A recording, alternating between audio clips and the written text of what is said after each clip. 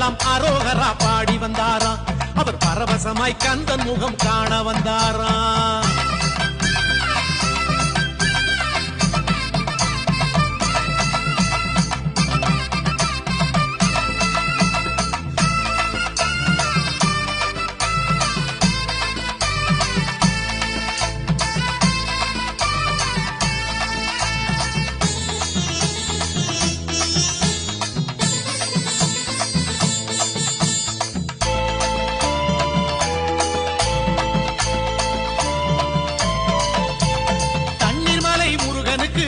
பாட்டு பாடிக்கிட்டு பன்னீரு காவடிகள் தூக்கி வந்தாராம்.